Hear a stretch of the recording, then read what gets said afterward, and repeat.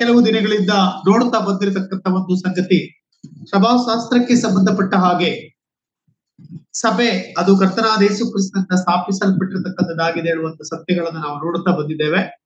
ಅಷ್ಟು ಮಾತ್ರವಲ್ಲ, ಸಭೆಯಲ್ಲಿ ಕಳೆದ ವಾರ ನಾವು ನೋಡಿರ್ತಕ್ಕಂಥ ಬಹಳ ಎರಡು ಮುಖ್ಯವಾದ ಅಂಶಗಳು. ಸಭೆಯಲ್ಲಿ ದೀಕ್ಷಾಸ್ಥಾನದ ಕುರಿತಾಗಿ ಒಂದು ವಿಧಿಗಳು, ಸಭೆಯಲ್ಲಿ ವಿಧಿಗಳು ಕೊಡಲ್ಪಟ್ಟಿರತಕ್ಕಂಥದನ್ನ ನಾವು ಅದರಲ್ಲಿ ಪ್ರಮುಖವಾಗಿ ದೀಕ್ಷಾಸ್ಥಾನ ತೆಗೆದುಕೊಳ್ತಕ್ಕಂಥದ್ದು ಮತ್ತು ಕರ್ತನ ಭೋಜನದ ವಿಷಯವಾಗಿ ನಾವು ನೋಡಿದ್ದೇವೆ. ಹಾಗಾಗಿ ಇದು ಸಭೆಯಲ್ಲಿ ಬಹಳ ಪ್ರಮುಖವಾಗಿರ್ತಕ್ಕಂಥ, ಪ್ರಾಥಮಿಕವಾಗಿರ್ತಕ್ಕಂಥ ಅದು ವಿಧಿಯಾಗಿದೆ ಹೇಳ್ತಕ್ಕಂಥದನ್ನ ನಾವು ಅರ್ಥ ಮಾಡಿಕೊಳ್ತಾ ಬಂದವರಾಗಿದ್ದೇವೆ. ಆದ್ರೆ ಇವತ್ತು ನಾವು ನೋಡ್ತಕ್ಕಂಥ ಒಂದು ಸಂಗತಿಯನ್ನ ನಾವು ನೋಡುವಾಗ, ಸಭೆಯ ಉದ್ದೇಶಗಳು ಅಂದ್ರೆ ಕರ್ತನು ಸಭೆಯನ್ನ ಯಾಕೆ ಇಟ್ಟಿದ್ದಾನೆ, ಬಹಳ ಮುಖ್ಯವಾಗಿರ್ತಕ್ಕಂಥ ವಿಷಯಗಳು. ಹೌದು, ಇದು ಸಭೆಯ ಉದ್ದೇಶ ಅಂದ್ರೆ ಕರ್ತನು ಸಭೆಯನ್ನ ಯಾವ ಉದ್ದೇಶಕ್ಕೋಸ್ಕರವಾಗಿ ಈ ಲೋಕದಲ್ಲಿ ಇಟ್ಟಿದ್ದಾನೆ, ಈ ಲೋಕದಲ್ಲಿ ಯಾಕೆ ಸಭೆಯನ್ನ ಆತನು ಸ್ಥಾಪಿಸಿದ್ದಾನೆ, ಬಹಳ ಮುಖ್ಯವಾಗಿರ್ತಕ್ಕಂಥ ಉದ್ದೇಶಗಳೇನು. ಅನೇಕ ಉದ್ದೇಶಗಳಿದೆ, ಆದ್ರೆ ಕೆಲವು ಉದ್ದೇಶಗಳನ್ನ ನಾವು ಅವಲೋಕನ ಮಾಡುವಾಗ, ಮೊದಲನೇದಾಗಿ ನಾವು ನೋಡ್ತಾ ಬರ್ತಕ್ಕಂಥ ಒಂದು ಸಂಗತಿ, ಈ ಲೋಕದಲ್ಲಿ ತನ್ನ ಸಭೆಯನ್ನ ಕರ್ತನು ಇಟ್ಟಿರ್ತಕ್ಕಂಥದ್ದು ಯಾಕೆ ಎಂಬುದಾಗಿ ನೋಡುವಾಗ, ಕರ್ತನನ್ನ ಆರಾಧನೆ ಮಾಡಲು ಮತ್ತು ದೇವರನ್ನ ಮಹಿಮೆಪಡಿಸಲು, ದೇವರನ್ನ ಮಹಿಮೆಪಡಿಸಲು ಮತ್ತು ಆತನನ್ನ ಆರಾಧನೆ ಮಾಡತಕ್ಕಂಥ ಉದ್ದೇಶಕ್ಕೋಸ್ಕರವಾಗಿ ಸಭೆಯನ್ನ ಸ್ಥಾಪನೆ ಮಾಡಿದ್ದಾನೆ. ನಾವು ನೋಡುವಾಗ ದೇವರು ಮಹಿಮೆಯನ್ನು, ಘನತೆಯನ್ನು ಪರಲೋಕದಲ್ಲಿಯೂ ಆತನು ಹೊಂದತಕ್ಕಂಥವನಾಗಿದ್ದಾನೆ. ಈಗಲೂ ಕೂಡ ಆತನು ಹೊಂದುತ್ತಾ ಇದ್ದಾನೆ. ಮತ್ತು ಹೊಂದುತ್ತಾ ಇರುವಾಗ ಅನೇಕ ವರ್ಷಗಳ ಹಿಂದೆ ಅಲ್ಲಿ ದೇವರ ಪ್ರಧಾನ ದೂತನೊಬ್ಬನು ಆತನಿಗೆ ಅವಿಧೇಯನಾದ ನಿಮಿತ್ತವಾಗಿ ಆತನು ಕರ್ತನನ್ನ ಆರಾಧಿಸುವುದನ್ನ ಬಿಟ್ಟು ವಿರುದ್ಧವಾಗಿ ಆಲೋಚನೆ ಮಾಡಿದ್ದರಿಂದ ಅವನು ಆರಾಧನೆಯನ್ನ ಧಿಕ್ಕರಿಸಿರ್ತಕ್ಕಂಥವನಾಗಿದ್ದನು. ಆದ್ರೆ ನಾವು ನೋಡುವಾಗ ಇವತ್ತು ಅವನೇ ಆರಾಧನೆಯನ್ನ ಸ್ವೀಕಾರ ಮಾಡ್ಲಿಕ್ಕೆ ಜನರಿಂದ ಆತನು ಇಷ್ಟಪಡ್ತಕ್ಕಂಥವನಾಗಿದ್ದಾನೆ. ಬಹಳ ಮುಖ್ಯವಾಗಿ ದೇವರ ಉದ್ದೇಶಗಳನ್ನ ನಾವು ನೋಡುತ್ತಾ ಬರುವಾಗ, ಹಳೆ ಒಡಂಬಡಿಕೆ ಕಾಲವನ್ನು ಕೂಡ ಅವಲೋಕನ ಮಾಡುತ್ತಾ ಬರುವಾಗ, ತನಗೆ ಬರ್ತಕ್ಕಂಥ ಗೌರವಗಳು, ಸ್ವಗೌರವಗಳು ಇನ್ಯಾರಿಗೂ ನೀವು ಕೊಡಕೂಡದು ಎಂಬುದಾಗಿ ದೇವರು ಅಲ್ಲಿ ತಿಳಿಸುತ್ತಾ ಬಂದಿರುವುದನ್ನು ನಾವು ಗಮನಿಸತಕ್ಕಂಥವರಾಗಿದ್ದೇವೆ. ಸ್ವಗೌರವವನ್ನ, ತನಗೆ ಸಲ್ಲಬೇಕಾಗಿರ್ತಕ್ಕಂಥ ಗೌರವವನ್ನ ಯಾರಿಗೂ ನೀವು ಸಲ್ಲಿಸಬೇಡಿ ಎಂಬುದಾಗಿ ಇಸ್ರಾಯೇಲ್ನೊಟ್ಟಿಗೆ ದೇವರು ಮಾತನಾಡಿದ್ದನ್ನು ನಾವು ನೋಡುತ್ತೇವೆ. ವಿಮೋಚನ ಕಾಂಡ 20ನೇ ಅಧ್ಯಾಯದ 1-2ನೇ ವಚನದಲ್ಲಿ ನಾವು ದಶಾಜ್ಞೆಗಳನ್ನ ದೇವರು ಕೊಡುವಾಗ ನಾವು ವಿಷಯಗಳನ್ನ ನೋಡ್ತಕ್ಕಂಥವರು ಆಗಿರ್ತೇವೆ. ಮತ್ತು ಲೂಕನ ಬರೆದ ಸುವಾರ್ತೆ 4ನೇ ಅಧ್ಯಾಯದ 8ನೇ ವಚನದಿಂದ ನಾವು ನೋಡುವಾಗ, 8ನೇ ವಚನ, ಲೂಕ 4ನೇ ಅಧ್ಯಾಯದ 8ನೇ ವಚನ, ಕರ್ತನೊಬ್ಬನನ್ನೇ ನಾವು ಆರಾಧಿಸಬೇಕು ಹೇಳ್ತಕ್ಕಂಥದನ್ನ ನಾವು ಅಲ್ಲಿ ಗಮನಿಸ್ತೇವೆ. ಹಾಗಾದ್ರೆ ಭೂಲೋಕದಲ್ಲಿ ಕೂಡ ಅನೇಕರು ಅಥವಾ ಅನೇಕ ಈ ಲೋಕದ ದೇವರುಗಳು ಎನಿಸ್ತಕ್ಕಂಥವರು ಆರಾಧನೆ ಹೊಂದುತ್ತಾ ಇದ್ದಾರೆ ಹೇಳ್ತಕ್ಕಂಥದ್ದು ಕೂಡ ಕರ್ತನಿಗೆ ಗೊತ್ತಿದೆ. ಮತ್ತು ಕರ್ತನು ತನ್ನ ಮಹಿಮೆಯನ್ನ ಬೇರೆಯವರಿಗೆ ಆತನು ಸಲ್ಲಗೊಡಿಸುವುದಿಲ್ಲ. ಹಾಗಾಗಿ ಭೂಮಿಯಲ್ಲಿ ತನ್ನ ಸಭೆಯನ್ನ ಯಾಕೆ ಆತನು ಪ್ರಾಮುಖ್ಯವಾಗಿ ಇಟ್ಟಿದ್ದಾನೆ ಎಂಬುದಾಗಿ ನೋಡುವಾಗ, ಕರ್ತನನ್ನ ಆರಾಧನೆ ಮಾಡುವುದಕ್ಕೋಸ್ಕರವಾಗಿ.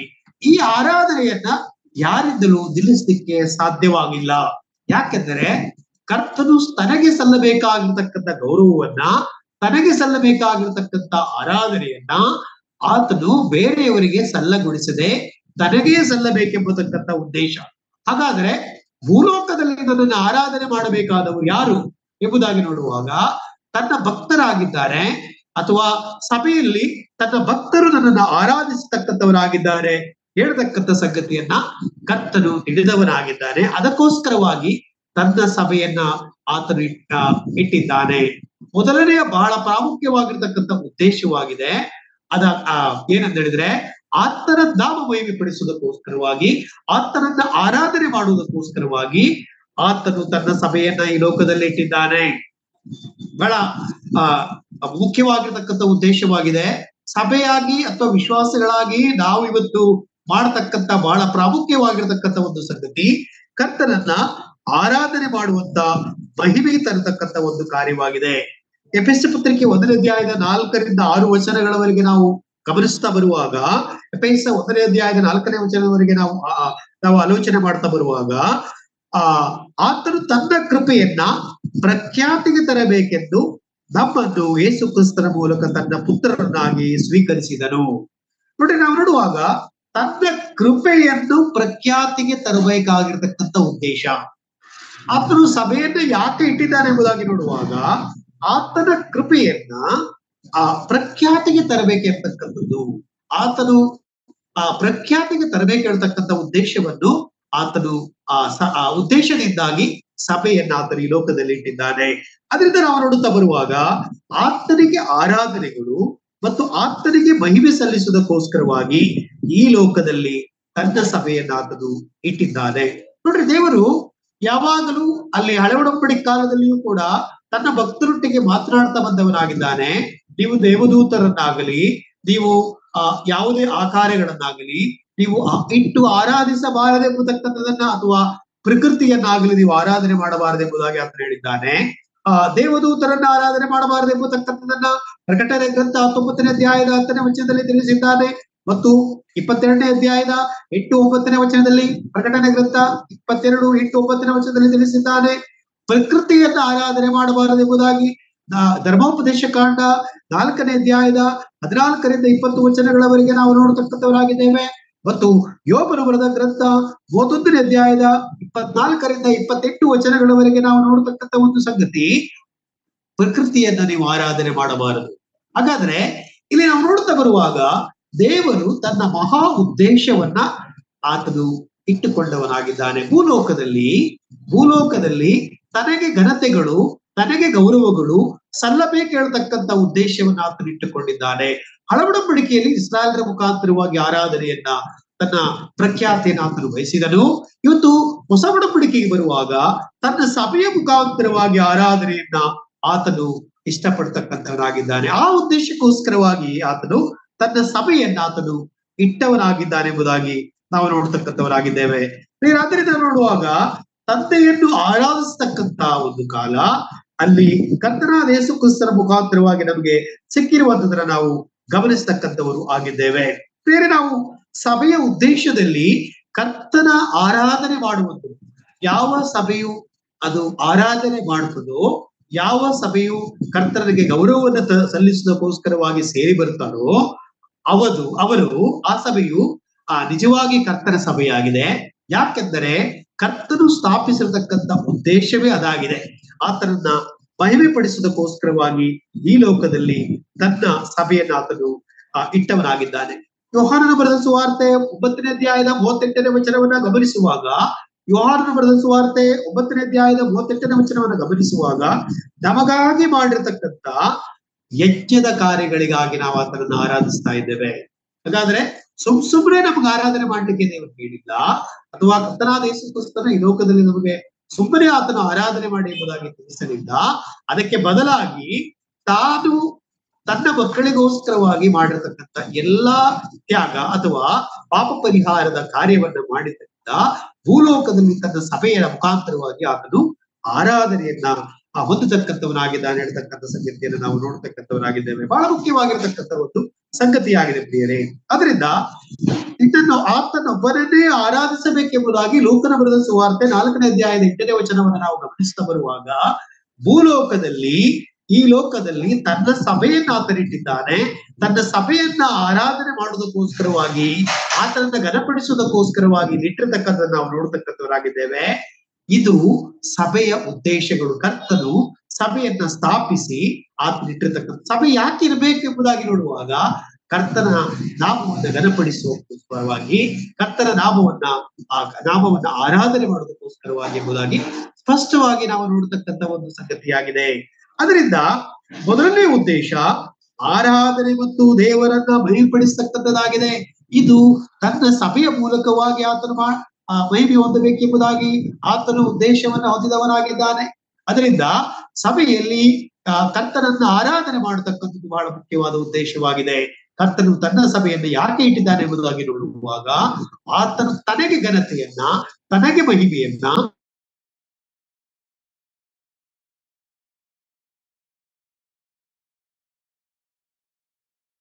ಬರುವಾಗ ಆ ಆರಾಧನಾ ಉದ್ದೇಶಕರವಾಗಿ ಕರ್ತನು ತನ್ನ ಸಭೆಯನ್ನ ಆತನು ಸ್ಥಾಪನೆ ಮಾಡಿದ್ದಾನೆ ಎಂಬುದಾಗಿ ನೋಡ್ತೇವೆ. ಸಭೆಯ ಉದ್ದೇಶಗಳಿದು. ಯಾವುದೋ ಒಂದು ಲೋಕದ ಉದ್ದೇಶಕ್ಕೋಸ್ಕರವಾಗಿ ಸಭೆ ಇಲ್ಲ. ಸಭೆಯು ಕರ್ತನನ್ನ ಆರಾಧನೆ ಮಾಡೋದಕ್ಕೋಸ್ಕರವಾಗಿ ಸಭೆ ಇದೆ. ಕರ್ತನನ್ನ ಮಹಿಮೆಪಡಿಸೋದಕ್ಕೋಸ್ಕರವಾಗಿ ಸಭೆ ಇದೆ. ಹಾಗಾಗಿ ಲೋಕದ ದೃಷ್ಟಿಯಿಂದ ಲೌಕಿಕವಾಗಿರ್ತಕ್ಕಂಥ ವಿಷಯಗಳಿಗೆ ಸಭೆ ಇಲ್ಲ ಪ್ರಿಯರೇ. ಕರ್ತನನ್ನ ಆರಾಧನೆ ಮಾಡತಕ್ಕಂಥ ಒಂದು ಅದಕ್ಕೋಸ್ಕರವಾಗಿ ನಾವು ಸಭೆಯಾಗಿ ಸೇರ್ತಕ್ಕಂಥ ಸ್ಥಳದಲ್ಲಿ ಅನ್ಯ ಜನಾಂಗದವರು ಯಾವುದೇ ಒಂದು ಸಭೆ ಸಮಾರಂಭಗಳು ಮಾಡ್ಲಿಕ್ಕೆ ಅವಕಾಶ ನಾವು ಕೊಡಬಾರದು, ನಾವು ಕೊಡುವಂತಿಲ್ಲ. ಯಾಕೆಂದರೆ ಸಭೆ ಆಗಿ ನಾವು ಸೇರ್ತಕ್ಕಂಥ ಉದ್ದೇಶ ಕರ್ತನನ್ನ ಆರಾಧನೆ ಮಾಡುವುದಕ್ಕೋಸ್ಕರವಾಗಿ ಎಂಬುದಾಗಿ ನಾವು ಗಮನಿಸುತ್ತೇವೆ. ಇದು ಮೊದಲನೇ ಉದ್ದೇಶವಾಗಿದೆ. ಇದು ಮೊದಲನೇ ಉದ್ದೇಶ ಆರಾಧನೆ ಮತ್ತು ದೇವರನ್ನ ಮಹಿಮೆ ಪಡಿಸತಕ್ಕಂಥ ಉದ್ದೇಶಕ್ಕೋಸ್ಕರವಾಗಿ ಸಭೆ ಈ ಲೋಕದಲ್ಲಿದೆ. ಅದರಿಂದ ಕರ್ತನ ನಾಮವನ್ನ ಮಹಿಮೆಪಡಿಸೋಕ್ಕೋಸ್ಕರವಾಗಿ ಸಭೆ ಇದೆ. ಸಭಾಶಾಸ್ತ್ರವನ್ನ ನಾವು ಬಹಳ ಪ್ರಾಮುಖ್ಯವಾಗಿ ಅರ್ಥ ಮಾಡಿಕೊಳ್ತಕ್ಕಂಥ ಒಂದು ಸಂಗತಿ, ಕರ್ತನ ನಾಮವನ್ನ, ಕರ್ತನ ಘನತೆಯನ್ನ ಎತ್ತಿ ಹಿಡಿಯುವುದಕ್ಕೋಸ್ಕರವಾಗಿ ಸಭೆ ಇದೆ. ಎತ್ತಿ ಹಿಡಿಯುವುದಕ್ಕೋಸ್ಕರವಾಗಿ ಸಭೆ ಇದೆ. ಬೇರೆ ನಾವು ಗಮನಿಸ್ತಾ ಬರುವಾಗ ಎರಡನೇ ವಿಷಯಕ್ಕೆ ನಾನು ಬರ್ತಾ ಇದ್ದೇನೆ. ಸ್ವಲ್ಪ ಶಾರ್ಟ್ ಆಗಿ ನಾನು ಹೋಗ್ತಾ ಇರುವುದರಿಂದ ಎರಡನೇ ವಿಷಯಕ್ಕೆ ನಾವು ಬರುವಾಗ, ಈ ಲೋಕದಲ್ಲಿ ಯಾಕೆ ಸಭೆಯನ್ನು ಇಟ್ಟಿದ್ದಾನೆ, ಯಾವ ಉದ್ದೇಶಕ್ಕೋಸ್ಕರವಾಗಿ ಸಭೆಯನ್ನು ಸ್ಥಾಪನೆ ಮಾಡಿದ್ದಾರೆ ಎಂಬುದಾಗಿ ನೋಡುವಾಗ, ಸುವಾರ್ತೆಯನ್ನ ಲೋಕಕ್ಕೆ ಸಾರುವುದು. ಸಭೆಯ ಮುಖಾಂತರವಾಗಿ ಸುವಾರ್ತೆಯನ್ನ ಲೋಕಕ್ಕೆ ಸಾರ್ತಕ್ಕಂಥ ಕೆಲಸಕ್ಕೋಸ್ಕರವಾಗಿ ಆ ಉದ್ದೇಶವನ್ನ ದೇವರು ಹೊಂದಿದ್ದಾನೆ. ಹಾಗಾದ್ರೆ ನಾವು ನೋಡ್ತಾ ಬರುವಾಗ ಕರ್ತನು ತನ್ನ ಶಿಷ್ಯರಿಗೆ ಕೊಟ್ಟಿರ್ತಕ್ಕಂಥ ಆಜ್ಞೆಯಲ್ಲಿ ನಾವು ನೋಡ್ತಕ್ಕಂಥವರಾಗಿದ್ದೇವೆ. ಮತ್ತಾಯನು ಬರೆದ ಸುವಾರ್ತೆ 28ನೇ ಅಧ್ಯಾಯದ 19 ಮತ್ತು 20ನೇ ವಚನದಲ್ಲಿ ನೋಡುತ್ತೇವೆ. ಮತ್ತಾಯ 28, 19, 20ರಲ್ಲಿ ಮಾರ್ಕನು ಬರೆದ ಸುವಾರ್ತೆ 16, 15ರಲ್ಲಿ ನೋಡ್ತಕ್ಕಂಥವರಾಗಿದ್ದೇವೆ. ಹೀಗಾಗಿ ಒಂದು ಕರೆಯನ್ನು ದೇವರು ಕೊಟ್ಟಿದ್ದಾನೆ, ಈ ಲೋಕಕ್ಕೆಲ್ಲ ಸುವಾರ್ತೆ ಸಾರಬೇಕು ಹೇಳ್ತಕ್ಕಂಥ ಉದ್ದೇಶ. ನೋಡ್ರಿ, ದೇವರು ಮಹಾ ಉದ್ದೇಶವನ್ನು ಹೊಂದಿದ್ದಾನೆ. ಯಾಕೆಂದರೆ ತನ್ನ ಸಭೆಯ ಮುಖಾಂತರವಾಗಿ ಅನೇಕರನ್ನ ರಕ್ಷಣಾ ಮಾರ್ಗಕ್ಕೆ ನಡೆಸಬೇಕು, ಅನೇಕರನ್ನ ನಿತ್ಯ ಜೀವಕ್ಕೆ ನಡೆಸಬೇಕು. ಅದಕ್ಕೆ ಯೋಹಾನ 3:16ರಲ್ಲಿ ನಾವು ನೋಡುವ ಪ್ರಕಾರವಾಗಿ ದೇವರು ಲೋಕದ ಮೇಲೆ ಎಷ್ಟೋ ಪ್ರೀತಿಯನ್ನಿಟ್ಟು ತನ್ನ ಒಬ್ಬನೇ ಮಗನನ್ನ ಕಳಿಸಿಕೊಟ್ಟನು. ಆತನ ನಂಬುವವನಾದರೂ ನಾಶವಾಗದೆ ಎಲ್ಲರೂ ನಿತ್ಯ ಜೀವನ ಪಡಿಬೇಕೆಂಬುದಾಗಿ ಆತನನ್ನ ಕೊಟ್ಟನು. ಹಾಗಾದ್ರೆ ನಾವು ನೋಡ್ತಾ ಬರುವಾಗ ಮಹಾ ಉದ್ದೇಶ ಇದೆ. ಸುವಾರ್ತೆಯನ್ನು ಲೋಕಕ್ಕೆ ಸಾರದ್ದರಿಂದ ಸುವಾರ್ತೆಯನ್ನು ಸಾರುವ ಉದ್ದೇಶವನ್ನು ಆತನು ಹೊಂದಿಕೊಂಡಿದ್ದಾನೆ. ಮತ್ತು ಈ ಸಭೆಯಲ್ಲಿ ಸುವಾರ್ತೆಗಳು ಸಾರಲ್ಪಡ್ತಕ್ಕಂಥದ್ದಾಗಿದೆ. ಎಫೆಸ ಪತ್ರಿಕೆ 3ನೇ ಅಧ್ಯಾಯದ 8ನೇ ವಚನವನ್ನು ನೋಡುವಾಗ, ಅನ್ಯ ಜನರಿಗೋಸ್ಕರವಾಗಿ ಸುವಾರ್ತೆಯನ್ನ ಸಾರುವುದು ಸಭೆಯ ಕರ್ತವ್ಯವಾಗಿದೆ. ಮತ್ತು ಆ ಉದ್ದೇಶಕ್ಕೋಸ್ಕರವಾಗಿ ತನ್ನ ಸಭೆಯನ್ನು ಸ್ಥಾಪನೆ ಮಾಡಿದ್ದಾನೆ. ತನ್ನ ಸಭೆಯ ಮುಖಾಂತರವಾಗಿ ಲೋಕಕ್ಕೆ ಸುವಾರ್ತೆ ತಲುಪಬೇಕೆಂಬುದು ಆತನ ಉದ್ದೇಶವಾಗಿದೆ. ಆದ್ದರಿಂದ ನಾವಿಲ್ಲಿ ಗಮನಿಸುತ್ತಾ ಬರುವಾಗ ಸತ್ಯ ಸುವಾರ್ತೆಯನ್ನ ಸಾರುವುದಕ್ಕೋಸ್ಕರವಾಗಿ ಅನ್ಯ ಜನರನ್ನ ಆ ದೇವರ ಸಭೆಗೆ ಸೇರಿಸಿ ಆತನ ಮಕ್ಕಳಾಗಿ ಮಾಡುವುದಕ್ಕೋಸ್ಕರವಾಗಿ ಈ ಸಭೆಯಲ್ಲಿ ಸುವಾರ್ತೆಯನ್ನು ಸಾರತಕ್ಕಂಥ ಉದ್ದೇಶ ಅನೇಕ ಈ ಸಭೆಯ ಮುಖಾಂತರವಾಗಿ ಸುವಾರ್ತೆಯನ್ನು ಸಾರತಕ್ಕಂಥ ಉದ್ದೇಶ. ಅದಕ್ಕೋಸ್ಕರವಾಗಿ ನಾವು ಗಮನಿಸತಕ್ಕಂಥವರಾಗಿದ್ದೇವೆ. ಅಪೊಸ್ತಲರ ಕೃತ್ಯ 13ನೇ ಅಧ್ಯಾಯದ 1-2 ವಚನಗಳನ್ನ ಓದುತ್ತಾ ಬರುವಾಗ ಅಲ್ಲಿ ಏನು ಗಮನಿಸ್ತೇವೆ ಅಂತ ಹೇಳಿದ್ರೆ, ನಾನು ನೇಮಿಸಿದ ಕೆಲಸಕ್ಕಾಗಿ ಅವರನ್ನ ಪ್ರತ್ಯೇಕಿಸಿರಿ ಎಂಬುದಾಗಿ ಪೌಲ ಬಾರ್ನಬರನ್ನ ಅಲ್ಲಿ ದೇವರು ಹೇಳ್ತಾ ಇದ್ದಾನೆ. ಅಲ್ಲಿ ಎಲ್ಲಿ ಹೇಳ್ತಾ ಇದ್ದಾನೆ? ಅಲ್ಲಿ ಸಭೆಯಲ್ಲಿ ಹೇಳ್ತಾ ಇದ್ದಾನೆ. ಎಲ್ಲಿಯೋ ರೋಡಲ್ಲಿ ದೇವರು ಹೇಳ್ತಾ ಇಲ್ಲ.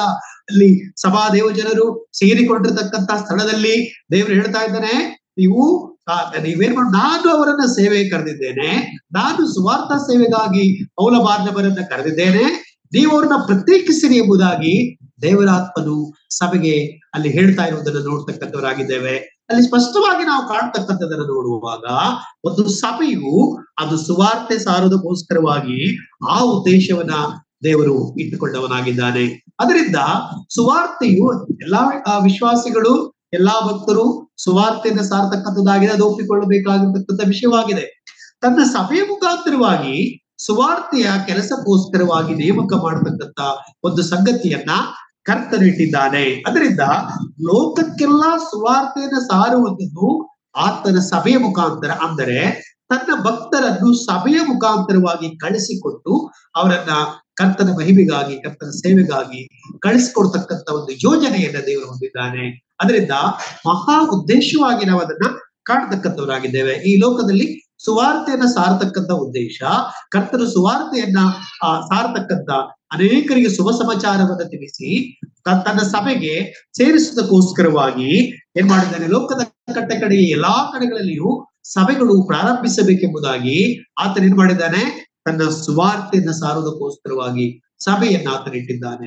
ಆ ಸಭೆಯ ಮುಖಾಂತರ ನಾವು ಸಭಾ ಚರಿತ್ರವನ್ನ ಅಭ್ಯಾಸ ಮಾಡುತ್ತಾ ಬರುವಾಗ ಆ ಪ್ರಾರಂಭದ ಸಭೆಗಳ ಮುಖಾಂತರವಾಗಿ ಅನೇಕ ಸಭೆಗಳು ಅಲ್ಲಿ ಹುಟ್ಟಿಕೊಂಡಿರುವುದನ್ನು ನಾವು ಗಮನಿಸತಕ್ಕಂಥವರಾಗಿದ್ದೇವೆ. ಇವತ್ತು ಕೂಡ ನಾವು ಅನೇಕ ಕಡೆಗಳಲ್ಲಿ ನೋಡ್ತಾ ಬರುವಾಗ ಹೊಸ ಸಭೆಗಳು ಎದ್ದು ಬರ್ತಕ್ಕಂಥದನ್ನ ನೋಡ್ತಕ್ಕಂಥವರಾಗಿದ್ದೇವೆ, ಸಭೆಯ ಮುಖಾಂತರವಾಗಿ ನಡೀತಕ್ಕಂಥ ಸೇವೆಯಿಂದ. ಹಾಗೆ ಇದು ವಾಕ್ಯಕ್ಕೆ ಅನುಗುಣವಾಗಿರ್ತಕ್ಕಂಥ ಸೇವೆಯಾಗಿದೆ. ಅದರಿಂದ ಕರ್ತನ ಉದ್ದೇಶದ ಪೂರಿತವಾಗಿರ್ತಕ್ಕಂಥ ಸೇವೆಯಾಗಿದೆ. ಹಾಗಾಗಿ ಸುವಾರ್ಥ ಸೇವೆಗೋಸ್ಕರವಾಗಿ ತನ್ನ ಸಭೆಯನ್ನು ಆತನಿಟ್ಟಿದ್ದಾನೆ. ಹಾಗಾದ್ರೆ ಸಭೆಯ ಮುಖಾಂತರವಾಗಿ ತನ್ನ ಭಕ್ತರನ್ನ ಎಬ್ಬಿಸಿ ತನ್ನ ಭಕ್ತರನ್ನ ಕಳಿಸಿಕೊಡುವುದರ ಮುಖಾಂತರವಾಗಿ ಸುವಾರ್ತೆಯನ್ನು ಆತನು ತಲುಪಿಸುವ ಉದ್ದೇಶವನ್ನ ಕರ್ತನು ಹೊಂದಿದ್ದಾನೆ. ಲೋಕಕ್ಕೆಲ್ಲ ಸುವಾರ್ತೆ ಸಾರುವುದು. ಕರ್ತನು ಈ ಲೋಕದಲ್ಲಿ ಬಂದಾಗಲೂ ಕೂಡ ನೀವು ದೇವರ ಕಡೆಗೆ ತಿರುಗಿಕೊಳ್ಳಿರಿ, ಪಾಪವನ್ನ ಬಿಟ್ಟು ದೇವರನ್ನ ಹಿಂಬಾಲಿಸಿರಿ ಎಂಬುದಾಗಿ ಆತನು ಕರೆ ಕೊಟ್ಟನು. ಆ ಸುವಾರ್ತೆಯ ಶುಭ ಸಮಾಚಾರವನ್ನ ಆತನು ಈ ಲೋಕದಲ್ಲಿ ತಿಳಿಸಿದನು. ಆದ್ರೆ ಆತನೇ ಸಭೆಯನ್ನ ಸ್ಥಾಪನೆ ಮಾಡಿ ತನ್ನ ಸ್ವರಕ್ತವನ್ನ ಕೊಟ್ಟು ತನ್ನ ಸ್ವರಕ್ತದಿಂದ ಆತನು ಸಭೆಯನ್ನ ಸಂಪಾದಿಸಿಕೊಂಡ ಮೇಲೆ ಆತನು ಈಗ ಸಭೆಗೆ ಜವಾಬ್ದಾರಿಯನ್ನು ಕೊಡ್ತಾ ಇದ್ದಾನೆ. ಸಭೆಗೆ ಉದ್ದೇಶವನ್ನು ಆತನು ಇಟ್ಟಿದವರಾಗಿದ್ದಾರೆ. ಸಭೆಯ ಮುಖಾಂತರವಾಗಿ ಸುವಾರ್ತೆಗಳು ಸಾರಲ್ಪಡಬೇಕು.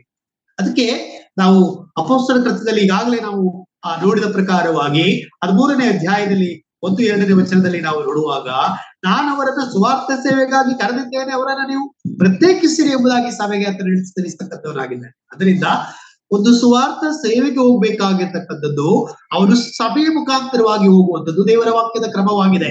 ಹಾಗಾಗಿ ಆ ಉದ್ದೇಶವನ್ನು ದೇವರಿಟ್ಟಿದ್ದಾನೆ. ಸುವಾರ್ಥ ಸೇವೆಗೋಸ್ಕರವಾಗಿ ಸಭೆಯು ಉಪಯೋಗಿಸಲ್ಪಡ್ತಕ್ಕಂಥ ಒಂದು ಸಂಗತಿ ಇದೆ. ಅದರಿಂದ ಸಭೆಯ ಉದ್ದೇಶಗಳನ್ನ ಕುರಿತಾಗಿ ನಾವು ಆಲೋಚನೆ ಮಾಡ್ತಾ ಬರುವಾಗ, ಸಭೆಯು ಸುವಾರ್ತೆಯನ್ನು ಸಾರುವುದಕ್ಕೋಸ್ಕರವಾಗಿ ಇರ್ತಕ್ಕಂಥ ಒಂದು ಸಂಸ್ಥೆಯಾಗಿದೆ. ಪರಲೋಕದ ಶುಭ ಸಮಾಚಾರವನ್ನು ಸಾರತಕ್ಕಂಥ ಒಂದು ಸಂಸ್ಥೆಯಾಗಿದೆ. ಅದು ಕರ್ತನು ಸ್ಥಾಪಿಸಿರತಕ್ಕಂಥ ಒಂದು ಮಂಡಳಿಯಾಗಿದೆ.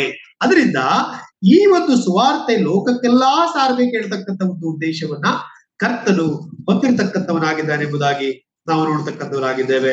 ಬೇರೆ ನಾವು ನೋಡ್ತಾ ಬರುವಾಗ ಕರ್ತನು ಕೊಟ್ಟಿರ್ತಕ್ಕಂಥ ಈ ಸುವಾರ್ತೆಯಲ್ಲಿ ಇವತ್ತು ನಾವು ರಕ್ಷಣೆ ಹೊಂದಿದವರಾಗಿದ್ದೇವೆ. ಒಂದು ವೇಳೆ ಅನೇಕ ಸಭೆಗಳ ದೇವಜನರು ಪ್ರಯತ್ನಗಳಿಂದಾಗಿ ಒಂದು ವೇಳೆ ಅನೇಕರು ದೂರದ ಸಭೆಗಳಿಂದ ಬಂದು ನಮಗೆ ದೇವರ ವಾಕ್ಯವನ್ನ ಹೇಳಿ ದೇವರ ವಾಕ್ಯವನ್ನ ಹಂಚಿದ್ದರಿಂದ ನಾವು ಇವತ್ತೇನ್ ಮಾಡ್ತಾ ಇದ್ದೇವೆ, ನಾವು ರಕ್ಷಣೆ ಹೊಂದಿಕೊಂಡು ಸಭೆಯಲ್ಲಿ ಸೇರ್ತಾ ಇದ್ದೇವೆ. ಮತ್ತು ನಾವು ಕೂಡ ಅನೇಕರು ಸೇವೆಗೆ ಹೋಗ್ಲಿಕ್ಕೆ ನಾವು ಕೂಡ ಏನ್ ಮಾಡ್ತಾ ಇದ್ದೇವೆ, ಒಂದು ವೇಳೆ ದೇವರು ಪ್ರಾರ್ಥಿಸ್ತಾ ಇದ್ದೇವೆ. ಹಾಗಾಗಿ ಆ ಸೇವೆಯು ಕರ್ತನು ಕರೆದಿರುವ ಆಧಾರದ ಮೇಲೆ ಇರುವಂತದ್ದಾಗಿದೆ. ಹಾಗಾಗಿ ಬಹಳ ಪ್ರಾಮುಖ್ಯವಾಗಿರ್ತಕ್ಕಂಥ ಉದ್ದೇಶ ಲೋಕದಲ್ಲಿ ಸ್ವಾರ್ಥೆಯನ್ನ ಸಾರುವುದಕ್ಕೋಸ್ಕರವಾಗಿ ಸಭೆಯನ್ನಿಟ್ಟಿದ್ದಾನೆ. ಇವತ್ತು ನನ್ನ ನಿಮ್ಮೆಲ್ಲರ ಜವಾಬ್ದಾರಿ ಸಭೆಯಲ್ಲಿ ನಾವಿದ್ದೇವೆ. ನಾವು ಕರ್ತನ ಮಕ್ಕಳಾಗಿದ್ದೇವೆ, ಅಂಗಗಳಾಗಿದ್ದೇವೆ. ಹಾಗಾದ ಮೇಲೆ ಸುವಾರ್ತೆ ಸಾರ್ತಕ್ಕಂಥ ಜವಾಬ್ದಾರಿ ಪ್ರತಿಯೊಬ್ಬ ವಿಶ್ವಾಸಿಗಳ ಮೇಲಿದೆ. ಅದರಿಂದ ದೇವರು ಸಭೆಯನ್ನ ಆ ಉದ್ದೇಶಕ್ಕೋಸ್ಕರವಾಗಿ ಇಟ್ಟಿದ್ದಾನೆ. ಅದನ್ನ ನಾವು ಮರೆಯುವಂಥದ್ದಿಲ್ಲ. ಹಾಗಾಗಿ ನಾವು ಗಮನಿಸುವಂಥದ್ದು, ಲೋಕಕ್ಕೆಲ್ಲ ಸುವಾರ್ತೆಯನ್ನು ಸಾರುವ ಉದ್ದೇಶವನ್ನು ದೇವರು ಹೊಂದಿದ್ದಾನೆ. ಅದು ತಾನು ಸ್ಥಾಪಿಸಿರ್ತಕ್ಕಂಥ ಸಭೆಯ ಮುಖಾಂತರವಾಗಿ, ತಾನು ರಕ್ಷಣೆ ಕೊಟ್ಟಿರತಕ್ಕಂಥ ಭಕ್ತರ ಮುಖಾಂತರವಾಗಿ, ತಾನು ಸ್ಥಾಪಿಸತಕ್ಕಂಥ ಮಂಡಳಿಗಳ ಮುಖಾಂತರವಾಗಿ ಆತನು ಈ ರಕ್ಷಣಾ ಸಂದೇಶವನ್ನ ಸಾರುವ ಉದ್ದೇಶವನ್ನು ಆತನು ಹೊಂದಿದವನಾಗಿದ್ದಾನೆ ಪ್ರಿಯರೇ. ಅದರಿಂದ ನಾವು ಗಮನಿಸ್ತಾ ಬರುವಾಗ ಈ ಎರಡು ವಿಷಯವನ್ನು ನಾವು ಧ್ಯಾನ ಮಾಡುತ್ತಾ ಬರುವಾಗ, ಕರ್ತನು ಆರಾಧನೆಯನ್ನು ಹೊಂದುವಂತಹ ಉದ್ದೇಶ, ದೇವರನ್ನ ಮಹಿಮೆಪಡಿಸತಕ್ಕಂಥ ಉದ್ದೇಶಕ್ಕೋಸ್ಕರವಾಗಿ ಇಲ್ಲಿ ಸಭೆ ಇದೆ ಎಂಬುದಾಗಿ ನಾವು ಗುರುತು ಮಾಡಿಕೊಳ್ತಕ್ಕಂಥ ಒಂದು ಸಂಗತಿಯಾಗಿದೆ. ಮತ್ತು ಅಷ್ಟು ಮಾತ್ರ ಅಲ್ಲ, ಸಭೆಯ ಉದ್ದೇಶ ಏನಾಗಿದೆ, ಸಭೆ ಯಾಕಾಗಿ ಭೂಲೋಕದಲ್ಲಿದೆ, ಯಾಕಾಗಿದೆ ನಾವು ನೋಡ್ತಾ ಬರುವಾಗ, ಅಲ್ಲಿ ನಂಬಿರ್ತಕ್ಕಂಥ ಭಕ್ತ ಸಮೂಹಕ್ಕೆ ಸ್ವಸ್ಥ ಬೋಧನೆಗಳನ್ನ ಕೊಡುವುದು. ಸ್ವಸ್ಥ ಬೋಧನೆಗಳನ್ನ ಕೊಡುವುದಕ್ಕೋಸ್ಕರವಾಗಿ ಸಭೆ ಇದೆ, ಸೌಂಡ್ ಡಾಕ್ಟ್ರಿನ್ಸ್. ಅದರಿಂದ ಸ್ವಸ್ಥ ಬೋಧನೆಗಳನ್ನ ಕೊಡ್ತಕ್ಕಂಥ ಒಂದು ಉದ್ದೇಶ ಸಭೆಗಿದೆ. ಭಕ್ತರಿಗೆ, ನಂಬಿರ್ತಕ್ಕಂಥ ದೇವಜನರಿಗೆ ಸ್ವಸ್ಥ ಬೋಧನೆ, ದೇವರ ವಾಕ್ಯದ ಬೋಧನೆ, ಮರೆಯಾಗಿರ್ತಕ್ಕಂಥ ಅನೇಕ ಸಂಗತಿಗಳ ಮತ್ತು ಮರ್ಮವಾಗಿರ್ತಕ್ಕಂಥ ಸಂಗತಿಗಳನ್ನ ಅನೇಕ ಭಕ್ತರಿಗೆ, ನಂಬಿರ್ತಕ್ಕಂಥ ಭಕ್ತರಿಗೆ ಬೋಧನೆ ಕೊಡ್ತಕ್ಕಂಥ ಒಂದು ಜವಾಬ್ದಾರಿಯಾಗಿದೆ. ಎಫೆಸ ಪತ್ರಿಕೆ 4ನೇ ಅಧ್ಯಾಯದ 11ರಿಂದ 15 ವಚನಗಳವರೆಗೆ ನಾವು ನೋಡ್ತಕ್ಕಂಥ ಒಂದು ಸಂಗತಿಯಾಗಿದೆ. ಆತನು ಮರೆಯಾಗಿರ್ತಕ್ಕಂಥ ಸಂಗತಿಯನ್ನ ಇವತ್ತು ನಮಗೆ ಆತ ತನ್ನ ಬೋಧನೆಯ ಮುಖಾಂತರವಾಗಿ, ತನ್ನ ಸ್ವಸ್ಥ ಬೋಧನೆಯನ್ನ ಕೊಡುವುದರ ಮುಖಾಂತರವಾಗಿ, ನಿಜವಾದ ಬೋಧನೆಯನ್ನ ಕೊಡುವುದರ ಮುಖಾಂತರವಾಗಿ ಆತನು ಕರ್ತನ ಭಕ್ತರನ್ನ ಆತನು ದೃಢಪಡಿಸ್ತಾ ಇದ್ದಾನೆ. ಈ ನಂಬಿಕೆಗೆ ಆತನು ಉತ್ತೇಜಿಸ್ತಾ ಇದ್ದಾನೆ. ಈ ನಂಬಿಕೆಗೆ ದೃಢವಾಗಿ ನಿಲ್ಲುವಂತ ಅವಕಾಶಗಳನ್ನ ಆತನು ಕಲ್ಪಿಸಿ ಕೊಡ್ತಕ್ಕಂಥವನಾಗಿದ್ದಾನೆ. ಅದಕ್ಕೆ ನಾವು ನೋಡುವಾಗ ಸಭೆಯ ಜವಾಬ್ದಾರಿ ಇದೆ. ಸಭೆಯನ್ನ ಯಾಕೆ ದೇವರಿಟ್ಟಿದ್ದಾನೆ ನೋಡ್ರಿ. 2 ತಿಮೋಥೆಯನ ಪತ್ರಿಕೆ 2ನೇ ಅಧ್ಯಾಯದ 15ನೇ ವಚನ ಏನ್ ಹೇಳ್ತದೆ? 2 ತಿಮೋಥೆಯನ ಪತ್ರಿಕೆ 2ನೇ ಅಧ್ಯಾಯದ 15ನೇ ವಚನ, ಸತ್ಯವನ್ನು ಅನುಸರಿಸುವ ಸರಿಯಾಗಿ ಉಪದೇಶ ಮಾಡು. ಸತ್ಯವನ್ನ ಸರಿಯಾಗಿ ಉಪದೇಶ ಮಾಡು. ಒಂದು ಸಭೆಯು ಸರಿಯಾದ ಉಪದೇಶ ಮಾಡ್ತಕ್ಕಂಥ ಉದ್ದೇಶ ದೇವರು ಹೊಂದಿದ್ದಾನೆ.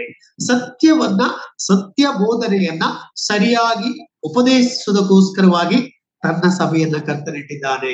ಆ ಮಹಾ ಉದ್ದೇಶ ಇದೆ. ತನ್ನ ಸಭೆಯನ್ನು ಯಾಕೆ ಇಟ್ಟಿದ್ದಾನೆ? ತನ್ನ ಭಕ್ತರಿಗೋಸ್ಕರವಾಗಿ, ನಂಬಿರ್ತಕ್ಕಂಥ ಮಂಡಳಿಯವರಿಗೆ ಅವರ ನಂಬಿಕೆಯನ್ನ ಉತ್ತೇಜಿಸುವುದಕ್ಕೋಸ್ಕರವಾಗಿ, ಅವರ ನಂಬಿಕೆಯನ್ನ ಬಲಪಡಿಸುವುದಕ್ಕೋಸ್ಕರವಾಗಿ, ಅವರು ತನಗೋಸ್ಕರವಾಗಿ ಜೀವಿಸಬೇಕಿರತಕ್ಕಂಥ ಉದ್ದೇಶದಿಂದ ಸತ್ಯವನ್ನ ಬೋಧಿಸಬೇಕಿರತಕ್ಕಂಥದನ್ನ ತನ್ನ ಸಭೆಯ ಮುಖಾಂತರವಾಗಿ ಸತ್ಯವನ್ನ ಬೋಧಿಸಬೇಕಿರತಕ್ಕಂಥದನ್ನ ಕರ್ತನು ಇಟ್ಟವನಾಗಿದ್ದಾನೆ. ಅದರಿಂದ ಪ್ರೇರಣೆ ನಾವು ನೋಡುವಾಗ ಕರ್ತನ ದೇವರ ವಾಕ್ಯದ ಬಹಳ ಪ್ರಾಮುಖ್ಯವಾಗಿರ್ತಕ್ಕಂಥ ಒಂದು ಸಂಗತಿ, ದೇವ ಜನರಿಗೆ, ಸಭೆಗೆ ವಾಕ್ಯದ ಉಪದೇಶವಾಗಿದೆ. ಈ ವಾಕ್ಯದ ಉಪದೇಶದಲ್ಲಿ ನಾವು ನೋಡುವಾಗ ಎಫೆಸ ಪತ್ರಿಕೆ 5ನೇ ಅಧ್ಯಾಯದ 27ನೇ ವಚನ ನೋಡುವಾಗ, ಎಫೆಸ 5:27 ನೋಡುವಾಗ, ವಾಕ್ಯೋಪದೇಶ ಸಹಿತವಾದ ಜಲಸ್ನಾನ ಮಾಡಿ ಶುದ್ಧ ಮಾಡಿದನು. ಸಭೆಗೆ ಅಥವಾ ದೇವಜನರಿಗೆ ವಾಕ್ಯೋಪದೇಶದ ಜಲಸ್ನಾನ ಆಗ್ಬೇಕಾಗಿದೆ. ಅದಾ ಒಂದು ಉದ್ದೇಶ ಹೊಂದಿದ್ದಾನೆ. ರಕ್ಷಣೆ ಬಿಟ್ಟಿದ್ದೇವೆ, ಪರಲೋಕಕ್ಕೆ ಹೋಗ್ತೇವೆ ಎಂಬುದಾಗಿ ಅರ್ಥ ಅಲ್ಲ. ಅದರ ನಂತರ ಸಭೆಯು ತನ್ನದೇ ಆದ ಜವಾಬ್ದಾರಿಯನ್ನು ನಿರ್ವಹಿಸಬೇಕೆಂಬುದಾಗಿ ಕರ್ತನು ಹೇಳಿದ್ದಾನೆ. ಮತ್ತು ಈ ಸಭೆಯು ಅದಕ್ಕೋಸ್ಕರವಾಗಿ ಆತನು ಆ ಉದ್ದೇಶಕ್ಕೋಸ್ಕರವಾಗಿ ಇಟ್ಟಿದ್ದಾನೆ. ತನ್ನ ಭಕ್ತರಿಗೆ ವಾಕ್ಯೋಪದೇಶ ಸಹಿತವಾಗಿರ್ತಕ್ಕಂಥ ಜಲಸ್ನಾನ ಮಾಡಿಸತಕ್ಕಂಥ ಉದ್ದೇಶವನ್ನು ಆತನು ಹೊಂದಿದವನಾಗಿದ್ದಾನೆ. ಅದರಿಂದ ಸ್ವಸ್ಥ ಬೋಧನೆಗೆ ಒಳಪಡ್ತಕ್ಕಂಥ ಕಾರ್ಯವಾಗಬೇಕಾದ್ರೆ ತನ್ನ ಸಭೆಯ ಮುಖಾಂತರವಾಗಿ ಆತನು ಉಪಯೋಗಿಸಿಕೊಡ್ತಕ್ಕಂಥವರಾಗಿದ್ದಾರೆ. ಅದರಿಂದ ನಮ್ಮ ಸಹೋದರ ಸಭೆಯವರು ಅನೇಕ ಸಭೆಗಳು ಒಟ್ಟಾಗಿ ಅಥವಾ ಅನೇಕ ದೇವಜನರು ಒಟ್ಟಾಗಿ ಈ ಸ್ವಸ್ಥ ಬೋಧನೆಯನ್ನ, ದೇವರ ವಾಕ್ಯದ ಬೋಧನೆಯನ್ನ ಕೊಡೋದಕ್ಕೋಸ್ಕರವಾಗಿ ಪ್ರಯತ್ನ ಮಾಡತಕ್ಕಂಥದ್ದಾಗಿದೆ. ಅದರಿಂದ ಈ ಆತ್ಮಿಕವಾಗಿ ಬಲವತ್ತುವಂತ ಒಂದು ಮಹಾ ಉದ್ದೇಶವನ್ನು ಇಟ್ಟುಕೊಂಡಿರ್ತಕ್ಕಂಥದ್ದಾಗಿದೆ. ಅದರಿಂದ ಸಭೆಗೆ ಜವಾಬ್ದಾರಿ ಇದೆ. ಪ್ರತಿಯೊಂದು ಸಭೆಯು ತನ್ನ ಉದ್ದೇಶ ಏನೆಂಬುದಾಗಿ ನೋಡುವಾಗ ಸ್ವಸ್ಥ ಬೋಧನೆಯನ್ನ ಕೊಡತಕ್ಕಂಥದ್ದಾಗಿದೆ. ಸ್ವಸ್ಥ ಬೋಧನೆಯನ್ನ ಕೊಟ್ಟು ಅವರನ್ನ ಪೋಷಿಸ್ತಕ್ಕಂಥ ಅಥವಾ ವಿಶ್ವಾಸಿಗಳನ್ನ ಪೋಷಿಸ್ತಕ್ಕಂಥ ಒಂದು ಜವಾಬ್ದಾರಿ ಇದೆ ಪ್ರಿಯರೇ. ಅದರಿಂದ 2 ತಿಮೋಥೆಯನ ಪತ್ರಿಕೆ 2ನೇ ಅಧ್ಯಾಯದ 15ನೇ ವಚನದಲ್ಲಿ ನೋಡುವ ಪ್ರಕಾರ ಸತ್ಯ ವಾಕ್ಯವನ್ನ ನಾವೇನ್ ಮಾಡ್ಬೇಕು? ಸರಿಯಾಗಿ ಉಪದೇಶ ಮಾಡ್ಬೇಕೆಂಬುದಾಗಿ ನಾವು ನೋಡ್ತಕ್ಕಂಥವರಾಗಿದ್ದೇವೆ. ಸರಿಯಾಗಿ ನಾವು ಉಪದೇಶ ಮಾಡ್ಬೇಕು. ನೋಡ್ರಿ, ಒಂದು ಥೆಸಲೋನಿಕ ಪತ್ರಿಕೆ 5ನೇ ಅಧ್ಯಾಯದ 11ನೇ ವಚನ ಹೇಳ್ತದೆ. 1 ಥೆಸಲೋನಿಕ ಪತ್ರಿಕೆ 5ನೇ ಅಧ್ಯಾಯದ 11ನೇ ವಚನ ಹೇಳ್ತದೆ, ಒಬ್ಬರ ಭಕ್ತಿಯನ್ನ ಹೆಚ್ಚಿಸುವುದು. ನೋಡ್ರಿ, ಸ್ವಸ್ಥ ಬೋಧನೆ ಇದ್ರೆ, ಸತ್ಯ ಬೋಧನೆ ಇದ್ರೆ ಒಬ್ಬರ ಭಕ್ತಿ ವೃದ್ಧಿ ಆಗ್ತದೆ ಎಂಬುದಾಗಿ ನಾವು ನೋಡತಕ್ಕಂಥವರಾಗಿದ್ದೇವೆ. ಮತ್ತು 1ನೇ ಕೊರಿಂಥ ಪತ್ರಿಕೆ 12ನೇ ಅಧ್ಯಾಯದ 1ರಿಂದ 31 ವಚನಗಳವರೆಗೆ ನಾವು ನೋಡುತ್ತಾ ಬರುವಾಗ 1ನೇ ಕೊರಿಂಥ ಪತ್ರಿಕೆ 12ನೇ ಅಧ್ಯಾಯದ 1ರಿಂದ 31 ವಚನಗಳವರೆಗೆ ನಾವು ನೋಡುತ್ತಾ ಬರುವಾಗ ಈ ವಾಕ್ಯೋಪದೇಶ ಅಂದರೆ ಕೊಡಲ್ಪಟ್ಟಿರತಕ್ಕಂಥ ವರಗಳ ಒಂದು ಪ್ರಯೋಜನ ಸರ್ವರಿಗೋಸ್ಕರವಾಗಿ ಇಡಲ್ಪಟ್ಟಿರತಕ್ಕಂಥದ್ದಾಗಿದೆ. ಎಲ್ಲರಿಗೋಸ್ಕರವಾಗಿ ತನ್ನ ಸಭೆಯ ಮುಖಾಂತರವಾಗಿ ಆತನು ವರಗಳ ಉಪಯೋಗವನ್ನ ಆತನಿಟ್ಟವನಾಗಿದೆ. ಒಂದು ವೇಳೆ ಬೋಧನಾ ವರಗಳಿದ್ದರೆ ಅದು ಉಪಯೋಗವಾಗಬೇಕು, ಕರ್ತನ ಮಹಿಮೆಗಾಗಿ ಉಪಯೋಗಿಸಲ್ಪಡ್ತಕ್ಕಂಥದ್ದಾಗಿದೆ ಅದು ಸಭೆಯಲ್ಲಿ. ಹಾಗಾಗಿ ಸಭೆಯಲ್ಲಿ ಆತನು ತನ್ನ ಬೋಧನೆ, ತನ್ನ ಸ್ವಸ್ಥ ಬೋಧನೆ, ತಾನು ಕೊಟ್ಟಿರ್ತಕ್ಕಂಥ ವಾಕ್ಯದ ಉಪದೇಶಗಳು, ತನ್ನ ಮಾತುಗಳು ಅವನ್ನ ಅನುಸರಣೆ ಮಾಡಿಕೊಂಡು ಹೋಗ್ಬೇಕಿರತಕ್ಕಂಥ ಉದ್ದೇಶದಿಂದ ಕರ್ತನು ಸ್ವಸ್ಥ ಬೋಧನೆಯನ್ನ ಸಭೆಯಲ್ಲಿ ಬೋಧಿಸಬೇಕಿರುವಂತದನ್ನ ಆತನು ಉಲ್ಲೇಖ ಮಾಡಿದ್ದಾನೆ. ಅದರಿಂದ ಇದು ಬಹಳ ಮುಖ್ಯವಾದ ವಿಷಯ. ತನ್ನ ಬೋಧನೆಯನ್ನ ದೇವರು ಕೊಟ್ಟಿದ್ದಾನೆ, ಸ್ವಸ್ಥ ಬೋಧನೆ ನಮ್ಮ ಮಧ್ಯದಲ್ಲಿ ಆತನು ಇಟ್ಟಿದ್ದಾನೆ ಎಂಬುದಾಗಿ ಹೇಳುವಾಗ ನಾವು ಅದೇ ರೀತಿಯಾಗಿ ಸ್ವಸ್ಥ ಬೋಧನೆಯನ್ನು ಅಂಗೀಕರಿಸ್ತೀವಿ. ನಾವು ಸ್ವಸ್ಥ ಬೋಧನೆಗೆ ವಿರುದ್ಧವಾಗಿ ನಡೆಯತಕ್ಕಂಥದ್ದಲ್ಲ, ಅಥವಾ ಈ ಬೋಧನೆಗೆ ವಿರುದ್ಧವಾಗಿರ್ತಕ್ಕಂಥವರನ್ನ ಸೇರಿಸಿಕೊಡತಕ್ಕಂಥದ್ದಲ್ಲ, ಈ ಬೋಧನೆಗೆ ವಿರುದ್ಧವಾಗಿರ್ತಕ್ಕಂಥವರನ್ನು ನಾವು ಬೋಧನೆಗೆ ಅವಕಾಶ ಕೊಡುವಂಥದ್ದಲ್ಲ. ಯಾವುದೇ ಡಿನಾಮಿನೇಷನ್ ಆಗಿದ್ದರೂ ಕೂಡ ಸ್ವಸ್ಥ ಬೋಧನೆಯನ್ನ ಅನುಸರಿಸದೇ ಇದ್ರೆ ನಾವು ಅವಕಾಶ ಕೊಡದೇ ಇರತಕ್ಕಂಥ ಒಂದು ಸಂಗತಿಗಳಾಗಿರುತ್ತದೆ. ಅದೇ ನಾವು ನೋಡುತ್ತಾ ಬರುವಾಗ ಈ ಲೋಕದ ಒಂದು ಕಾರ್ಯಗಳನ್ನ ಆಲೋಚನೆ ಮಾಡುವಾಗ ಸಭೆಯನ್ನ ಯಾಕೆ ಇಟ್ಟಿದ್ದಾರೆ? ಸ್ವಸ್ಥ ಬೋಧನೆ ಕೊಡ್ಲಿಕ್ಕೆ, ವಿಶ್ವಾಸಿಗಳಿಗೆ, ದೇವಜನರಿಗೆ ಸ್ವಸ್ಥ ಬೋಧನೆಯನ್ನ ಆತನು ಕೊಡುವುದಕ್ಕೋಸ್ಕರವಾಗಿ ಸಭೆಯನ್ನಿಟ್ಟಿದ್ದಾನೆ. ಅದಕ್ಕೋಸ್ಕರವಾಗಿ ಸಭೆಯಲ್ಲಿ ಬಹಳ ಮುಖ್ಯವಾಗಿರುವಂತ ವಿಷಯಗಳು, ಅಲ್ಲಿ ಆರಾಧನೆ ನಡೀತದೆ ಸರಿ, ಆದರೆ ಸ್ವಸ್ಥವಾಗಿರ್ತಕ್ಕಂಥ ಬೋಧನೆ, ಸರಿಯಾಗಿರ್ತಕ್ಕಂಥ ಬೋಧನೆ ಕೊಡುವಂತ ಒಂದು ಸಭೆ ಅದಿರ್ಬೇಕು ಹೇಳುವಂಥದ್ದು ಕರ್ತನ ಉದ್ದೇಶವಾಗಿದೆ. ಅದರಿಂದ ಸಭೆಯ ಉದ್ದೇಶ ಬಹಳ ಪ್ರಾಮುಖ್ಯವಾಗಿ ಬೋಧನೆ ಕೊಡತಕ್ಕಂಥದ್ದಾಗಿದೆ. ಬೋಧನೆ ತಿರಸ್ಕಾರ ಮಾಡತಕ್ಕಂಥವು ನಾವೇನು ಮಾಡಕ್ಕಾಗಲ್ಲ. ಆದ್ರೆ ಸಭೆಯಲ್ಲಿ ಬೋಧನೆಗಳು ನಡೀತಲೇ ಇರಬೇಕು, ಸಭೆಯಲ್ಲಿ ಸ್ವಸ್ಥ ಬೋಧನೆಗಳು ನಡೀತಲೇ ಇರಬೇಕು. ಆ ಉದ್ದೇಶಕ್ಕಾಗಿ ಸಭೆ ಇದೆ. ಅದರಿಂದ ತನ್ನ ಸಭೆ ತಾನು ಸ್ಥಾಪಿಸಿರ್ತಕ್ಕಂಥ ಸಭೆಯ ಮುಖಾಂತರವಾಗಿ ಸ್ವಸ್ಥ ಬೋಧನೆಗಳು ವಿಶ್ವಾಸಿಗಳಿಗೆ, ದೇವಜನರಿಗೆ ಅದು ಬಳಸಲ್ಪಡಬೇಕಾಗಿರ್ತಕ್ಕಂಥದ್ದಾಗಿದೆ ಎಂಬುದಾಗಿ ದೇವರು ತನ್ನ ಉದ್ದೇಶವನ್ನು ಹೊಂದಿದವನಾಗಿದ್ದಾನೆ. ಅದಕ್ಕೋಸ್ಕರವಾಗಿ ಸಭೆ ಇದೆ, ಆ ಉದ್ದೇಶಕ್ಕೋಸ್ಕರವಾಗಿ ಸಭೆ ಇದೆ. ಒಂದು ವೇಳೆ ಸ್ವಸ್ಥ ಬೋಧನೆಗಳು, ದೇವರ ವಾಕ್ಯದ ಬೋಧನೆಗಳನ್ನ ಸಭೆ ಕೊಡುವುದಿಲ್ಲ ಎಂಬುದಾಗಿ ಹೇಳಿದರೆ ಆ ದೇವರ ಉದ್ದೇಶವನ್ನ ಈಡೇರಿಸುವ ಸಭೆ ಅಲ್ಲ ಹೇಳುವುದನ್ನ ಅಲ್ಲಿ ನಾವು ಸ್ಪಷ್ಟವಾಗಿ ಕಾಣತಕ್ಕಂಥವರಾಗಿದ್ದೇವೆ. ಅದರಿಂದ ನಮ್ಮ ಸಹೋದರ ಸಭೆ ಹೆಚ್ಚಾಗಿ ದೇವರ ವಾಕ್ಯದ ಬೋಧನೆಗಳನ್ನ ಕೊಡುತ್ತಾ ಅವರ ನಂಬಿಕೆಯನ್ನು ಗೆಲ್ಲಿಸ್ಲಿಕ್ಕೆ ನಾವು ಪ್ರಯಾಸ ಪಡ್ತಾ ಇರತಕ್ಕಂಥ ಉದ್ದೇಶ ಅದಾಗಿದೆ. ಹಾಗಾಗಿ ನಾವು ನೋಡುತ್ತಾ ಬರುವಾಗ ಸಭೆಯ ಉದ್ದೇಶಗಳಲ್ಲಿ ಇನ್ನೊಂದು ಪ್ರಾಮುಖ್ಯವಾಗಿರ್ತಕ್ಕಂಥ ಉದ್ದೇಶ ಸ್ವಸ್ಥ ಬೋಧನೆಯನ್ನ ಕೊಡುವಂಥದ್ದು, ಸ್ವಸ್ಥ ಬೋಧನೆಯನ್ನ ಕೊಡತಕ್ಕಂಥದ್ದಾಗಿದೆ. ಹಾಗಾಗಿ ಇನ್ನು ಯಾಕೆ ಇಟ್ಟಿದ್ದಾನೆ ಸಭೆ? ಇನ್ನು ಯಾವುದಕ್ಕೋಸ್ಕರವಾಗಿ ಸಭೆಯನ್ನು ದೇವರಿಟ್ಟಿದ್ದಾನೆ ಹೇಳ್ತಕ್ಕಂಥ ಒಂದು ಸಂಗತಿ ನಾವು ಆಲೋಚನೆ ಮಾಡುತ್ತಾ ಬರುವಾಗ ಕರ್ತನು ಹೇಳಿದ್ದಾನೆ, ಒಂದು ಮಾತು ಹೇಳಿದ್ದಾನೆ. ಏನ್ ಹೇಳಿದ್ದಾನೆ ಆತನು? ನೀವು ಲೋಕದ ಕಟ್ಟ ಕಡೆಯವರೆಗೆ ನನಗೆ ಸಾಕ್ಷಿಗಳಾಗಿರಬೇಕು, ಭೂಲೋಕದ ಕಟ್ಟ ಕಡೆಯವರೆಗೆ ನನಗೆ ಸಾಕ್ಷಿಯಾಗಿರಬೇಕು. ನೋಡ್ರಿ, ಕರ್ತನ ಸಭೆಯನ್ನ ದೇವರು ಯಾಕೆ ಇಟ್ಟಿದ್ದಾನೆ ಎಂಬುದಾಗಿ ನೋಡುವಾಗ, ಸಭೆಯ ಉದ್ದೇಶದ ಕುರಿತಾಗಿ ನಾವು ಆಲೋಚನೆ ಮಾಡುವಾಗ ಸಾಕ್ಷೀಕರಿಸಲು ತನ್ನ ಸಭೆಯನ್ನು ಆತನಿಟ್ಟಿದ್ದಾನೆ. ವಿಶ್ವಾಸಿಗಳು ಅಥವಾ ದೇವಜನರು ತಮ್ಮ ಸಾಕ್ಷಿಯನ್ನ ಕಾಪಾಡಿಕೊಂಡು ಹೋಗ್ಬೇಕು ಹೇಳ್ತಕ್ಕಂಥ ಒಂದು ಸಂಗತಿಗೋಸ್ಕರವಾಗಿ ಸಭೆ ಈ ಲೋಕದಲ್ಲಿದೆ. ಅದರಿಂದ ಯಾವ ಉದ್ದೇಶಕ್ಕೋಸ್ಕರವಾಗಿ ಸಭೆ ಇದೆ? ಕರ್ತನು ತಾನು ಸ್ಥಾಪಿಸತಕ್ಕಂತ ಸಭೆಯಲ್ಲಿ ತನಗೆ ಘನತೆ ಬರಬೇಕು, ತನಗೆ ಗೌರವ ಬರಬೇಕು, ಮತ್ತು ಕರ್ತನ ಭಕ್ತರು ಅವರ ಆತ್ಮಿಕವಾಗಿ ಸಮೃದ್ಧಿಯಾಗಬೇಕು, ಆತ್ಮಿಕವಾಗಿ ಬಲಗೊಳ್ಳಬೇಕು, ತನ್ನನ್ನು ಮಹಿಮೆಪಡಿಸಬೇಕು ಹೇಳ್ತಕ್ಕಂಥ ಉದ್ದೇಶವನ್ನು ಹೊಂದಿರತಕ್ಕಂಥ ಕರ್ತನು ತನಗೋಸ್ಕರವಾಗಿ ಲೋಕದಲ್ಲಿ ಸಾಕ್ಷಿಯನ್ನ ಅವರು ಇಟ್ಕೊಂಡಿರಬೇಕು, ಅಥವಾ ಸಾಕ್ಷೀಕರಿಸಲಿಕ್ಕೆ ಸಭೆಯನ್ನ ಕರೀತಿದ್ದಾರೆ. ಸಭೆಯ ಉದ್ದೇಶ ಸಾಕ್ಷಿಯನ್ನ ಕಾಪಾಡಿಕೊಂಡು ಹೋಗಬೇಕಾಗಿರ್ತಕ್ಕಂಥದ್ದಾಗಿದೆ. ನಾವು ಗಮನಿಸ್ತಾ ಬರುವಾಗ ಅಪೊಸ್ತಲ ಕೃತ್ಯ 1ನೇ ಅಧ್ಯಾಯದ 8ನೇ ವಚನಗಳನ್ನು ನಾವು ನೋಡುವಾಗ ಈ ಲೋಕದಲ್ಲಿ ಸಭೆಯನ್ನ ತನ್ನ ಸಾಕ್ಷೀಕರಿಸಲು, ತನ್ನ ನಾಮವನ್ನ ಅಥವಾ ತನ್ನ ಮಹಿಮೆಗಾಗಿ ನಾವೆಲ್ಲರೂ ಆತನನ್ನ ಸಾಕ್ಷೀಕರಿಸತಕ್ಕಂಥದ್ದಾಗಿದೆ. ನೋಡ್ರಿ, ಯೇಸುಸ್ವಾಮಿ ತನ್ನ ಶಿಷ್ಯರಿಗೆ ಹೇಳ್ತಾನೆ, ಲೂಕನ ಬರೆದ ಸುವಾರ್ತೆ 28ನೇ ಅಧ್ಯಾಯದ 48ನೇ ವಚನದಲ್ಲಿ ಶಿಷ್ಯರಿಗೆ ಹೇಳ್ತಾನೆ, ಲೂಕನ ಬರೆದ ಸುವಾರ್ತೆ 28ನೇ ಅಧ್ಯಾಯದ 48ನೇ ವಚನದಲ್ಲಿ, ಇವುಗಳ ವಿಷಯದಲ್ಲಿ ನೀವೇ ಸಾಕ್ಷಿಗಳಾಗಿದ್ದೀರಿ. ಹಾಗಾದರೆ ನಾವು ಇವತ್ತು ಸಭೆ ಎಂಬುದಾಗಿ ಹೇಳುವಾಗ ಕರ್ತನ ನಾಮವನ್ನ ಸಾಕ್ಷೀಕರಿಸಲಿಕ್ಕೆ ಇರ್ತಕ್ಕಂಥವರಾಗಿದ್ದೇವೆ. ಕರ್ತನ ನಾಮವನ್ನ ಸಾಕ್ಷೀಕರಿಸಲಿಕ್ಕೆ ಇರ್ತಕ್ಕಂಥದ್ದಾಗಿದೆ ಸಂಸ್ಥೆ ಅಥವಾ ಮಂಡಳಿ, ಸಭೆಯಾಗಿದೆ. ಹಾಗಾದ್ರೆ ಸಭೆಯ ಉದ್ದೇಶ ಬಹಳ ಪ್ರಾಮುಖ್ಯವಾಗಿರುವಂತದ್ದು ಸಾಕ್ಷಿಯ ಜೀವಿತವನ್ನ ನಡೆಸಿಕೊಂಡು ಹೋಗ್ತಕ್ಕಂಥ ಒಂದು ಸಂಗತಿಯನ್ನ, ಆ ಉದ್ದೇಶವನ್ನ ಯಾಕೆ ಉಪದೇಶ ಮಾಡ್ಬೇಕು, ಯಾಕೆ ಬೋಧನೆ ಮಾಡ್ಬೇಕು, ಯಾಕೆ ನಿಜವಾದ ರಕ್ಷಣೆಯ ಸಂದೇಶವನ್ನ ಕೊಡಬೇಕೆಂಬುದಾಗಿ ಹೇಳುವಾಗ ಸಾಕ್ಷಿ, ಮನುಷ್ಯರೆಲ್ಲರೂ ಸಾಕ್ಷಿ ಕೆಡಿಸ್ಕೊಂಡವರಾಗಿದ್ದಾರೆ. ನಾವು ರಕ್ಷಣೆ ಒಂದು ಪೂರ್ವದಲ್ಲಿ ಒಳ್ಳೆ ರಕ್ಷಣೆ ಹೊಂದಿದ ನಂತರ ಅನೇಕರು ಸಾಕ್ಷಿಗಳನ್ನ ಕೆಡಿಸ್ಕೊಂಡಿರ್ತಕ್ಕಂಥ ಅನುಭವಕ್ಕೆ ಅಥವಾ ಆ ತರದಲ್ಲಿ ಜೀವಿಸ್ತಕ್ಕಂಥದಕ್ಕೆ ಉದಾಹರಣೆ ಇದೆ. ಆದ್ರೆ ನಾವು ನೋಡ್ತಾ ಬರುವಾಗ ಈ ಸಾಕ್ಷೀಕರಿಸುವಂತ ಒಂದು ಸಭೆಯ ಆಗ್ಬೇಕು ಹೇಳುವಂಥದ್ದು ಕರ್ತನ ಉದ್ದೇಶವಾಗಿದೆ.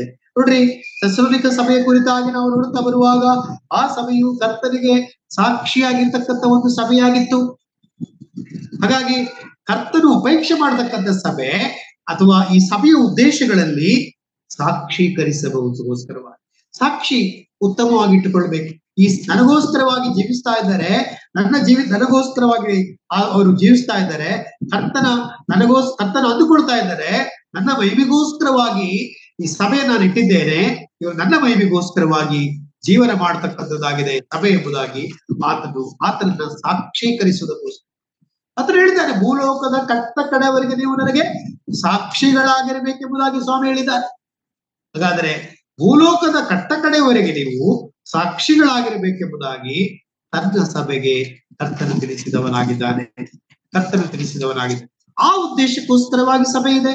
ಕರ್ತನ ಸಾಕ್ಷಿಯನ್ನ ಕಾಪಾಡತಕ್ಕಂಥದ್ದು, ನಮ್ಮ ಜೀವಿತದಲ್ಲಿ ನಮ್ಮ ಜೀವಿತದ ಮುಖಾಂತರವಾಗಿ ನಮ್ಮ ಸಾಕ್ಷಿಯನ್ನ ಕಾಪಾಡಿಕೊಂಡು ಕರ್ತನ ನಾಮವನ್ನ ಮಹಿಮೆ ಪಡಿಸತಕ್ಕಂಥ ಉದ್ದೇಶಕ್ಕೋಸ್ಕರವಾಗಿ ದೇವರು ಏನ್ ಮಾಡಿದ್ದಾನೆ, ಈ ಒಂದು ಸಭೆಯನ್ನು ಆತನಿಟ್ಟವನಾಗಿದ್ದಾನೆ.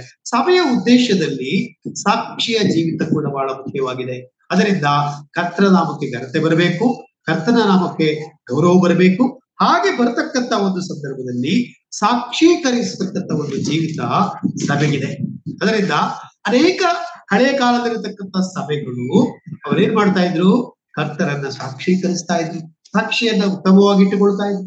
ಅವರು ಸೇವೆಗೆ ಪ್ರೋತ್ಸಾಹ ಮಾಡತಕ್ಕಂಥವರಾಗಿದ್ದರು. ಜೀವಿತ ಅದಕ್ಕೋಸ್ಕರವಾಗಿ ನಾವು ಗಮನಿಸ್ತಾ ಬರುವಾಗ ಅಂತಿಯೋಕ್ಯದಲ್ಲಿ ಕ್ರೈಸ್ತರೆಂಬ ಹೆಸರು ಯಾಕೆ ಬಂತು ಎಂಬುದಾಗಿ ನಾವಲ್ಲಿ ಗಮನಿಸ್ತಾ ಬರುವಾಗ, ಶಿಷ್ಯರು ಅಲ್ಲಿ ಯೇಸು ಸ್ವಾಮಿಯ ಹಾಗೆಯೇ ಅವರು ಜೀವನ ಮಾಡಿದರು. ಯೇಸು ಸ್ವಾಮಿಯು ಹೇಗೆ ಮಾತನಾಡ್ತಾನೋ ಅದೇ ರೀತಿಯಾಗಿ ಅವರು ಮಾತನಾಡಿದರು. ಯೇಸು ಸ್ವಾಮಿ ಏನು ದಾರಿಯನ್ನ ತೋರಿಸಿಕೊಟ್ಟಿದ್ದನು ಅದನ್ನ ಹಾಗೆಯೇ ಅನುಸರಣೆ ಮಾಡಿದರು. ಅದರಿಂದ ಕ್ರೈಸ್ತರು ಹೇಳ್ತಕ್ಕಂಥ ಹೆಸರು ಅವರು ಅನ್ಯ ಜನಾಂಗದವರು ಅಥವಾ ಅಲ್ಲಿರ್ತಕ್ಕಂಥ ಜನರು ಇಟ್ಟಿರ್ತಕ್ಕಂಥ ಹೆಸರಾಗಿದೆ. ಅಂದರೆ ಅಂತ್ಯೋಕ್ಯದಲ್ಲಿ ಸಾಕ್ಷೀಕರಿಸಲ್ಪಟ್ಟಿರ್ತಕ್ಕಂಥವರಾಗಿದ್ದಾರೆ ದೇವಜನರು ಅಥವಾ ಸಭೆ. ಹಾಗಾಗಿ ಕರ್ತನನ್ನು ಸಾಕ್ಷೀಕರಿಸತಕ್ಕಂಥ ಒಂದು ಭಕ್ತರು ಅಥವಾ ಸಭೆ ಅದು ಈ ಲೋಕದಲ್ಲಿ ಆತನಿಟ್ಟವನಾಗಿದ್ದಾರೆ. ನಮ್ಮ ಜವಾಬ್ದಾರಿಯಾಗಿದೆ. ಕರ್ತನ ಸಭೆ ಈ ಲೋಕದಲ್ಲಿದೆ. ಅದರಿಂದ ಈ ಸಭೆಯನ್ನ ಸಾಕ್ಷೀಕರಿಸುವುದಕ್ಕೋಸ್ಕರ, ಕರ್ತನ ನಾಮವನ್ನು ಸಾಕ್ಷೀಕರಿಸುವುದಕ್ಕೋಸ್ಕರ ನೀವು ಲೋಕದ ಕಟ್ಟ ಕಡೆವರೆಗೆ ನನಗೆ ಸಾಕ್ಷಿಗಳಾಗಿರಬೇಕೆಂಬುದಾಗಿ ಸ್ವಾಮಿ ಹೇಳಿದ್ದಾನೆ. ಅದರಿಂದಲೇ ತನ್ನ ಸಭೆಯನ್ನು ಆತನಿಟ್ಟಿದ್ದಾನೆ. ತನ್ನ ಸಭೆಯ ಮುಖಾಂತರವಾಗಿ ಆತನು ಸಾಕ್ಷೀಕರಿಸಲಿಕ್ಕೆ ಆತನ ಇಷ್ಟವುಳ್ಳವನಾಗಿದ್ದಾರೆ. ಅದರಿಂದ ನಾವು ಪರೀಕ್ಷೆ ಮಾಡಿಕೊಳ್ಬೇಕು. ಇವತ್ತು ನಮ್ಮ ಸಭೆಗಳು ಯಾವ ರೀತಿಯಾಗಿ ಸಾಕ್ಷೀಕರಿಸಿಕೊಂಡು ಹೋಗ್ತಾ ಇದೆ. ನಾವು ರೊಟ್ಟಿ ಮುರಿತಕ್ಕಂಥ ಕಾರ್ಯದಲ್ಲಿದ್ದೇವೆ, ಅಥವಾ ಆರಾಧನೆ ಮಾಡ್ತಕ್ಕಂಥ ಕಾರ್ಯದಲ್ಲಿದ್ದೇವೆ, ಮತ್ತು ಸುವಾರ್ತೆ ಸಾರತಕ್ಕಂಥ ಕಾರ್ಯದಲ್ಲಿದ್ದೇವೆ, ಮತ್ತು ನಾವು ಒಂದೊಂದು ರೀತಿಯಲ್ಲಿ ಕರ್ತನ ಮಹಿಮೆಗಾಗಿ ನಾವು ಜೀವಿಸ್ತಕ್ಕಂಥವರಾಗಿದ್ದೇವೆ. ಆದ್ರೆ ನಮ್ಮ ಸಾಕ್ಷಿ ಲೋಕದಲ್ಲಿ ಹೇಗಿದೆ, ಲೋಕದ ಜನರ ಮಧ್ಯದಲ್ಲಿ ಸಾಕ್ಷಿ ನಾವು ಹೇಗೆ ಇಟ್ಕೊಂಡವರಾಗಿದ್ದೇವೆ ಎಂಬುದನ್ನ ನಾವು ಗಮನಿಸಬೇಕಾಗಿರತಕ್ಕಂಥದ್ದಾಗಿದೆ. ನಾವು ಆಲೋಚನೆ ಬಹಳ ಭಯವಾಗಿ ನಾವು ಜೀವಿಸಬೇಕು.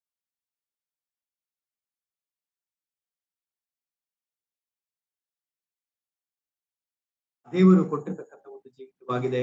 ಈ ಸಾಕ್ಷೀಕರಿಸತಕ್ಕಂಥ ಒಂದು ಜೀವಿತದಲ್ಲಿ ನಾವು ಕರ್ತರು ನಮ್ಮಿಂದ ಅಪೇಕ್ಷೆ ಪಡ್ತಕ್ಕಂಥದ್ದಾಗಿದೆ ಬೇರೆ. ಅದರಿಂದ ಸಾಕ್ಷಿ ನಮ್ಮಲ್ಲಿ ಬೇಕು. ಒಂದು ವೇಳೆ ಅನೇಕ ಸಂದರ್ಭದಲ್ಲಿ ಸಾಕ್ಷಿ ಕಳೆದು ಹೋಗತಕ್ಕಂಥ ಒಂದು ಜೀವಿತದಲ್ಲಿ ಬಂದಿರತಕ್ಕಂಥದ್ದಿದೆ. ಆದ್ರೆ ಅದನ್ನು ಸರಿಪಡಿಸೋದಕ್ಕೂ ಕೂಡ ದೇವರು ತನ್ನ ವಾಕ್ಯದಲ್ಲಿ ಮಾದರಿಯನ್ನಾತನು, ತನ್ನ ದಾರಿಯನ್ನಾತನು ಇಡಲ್ಪಟ್ಟಿರ್ತಕ್ಕಂಥವನಾಗಿದ್ದಾನೆ.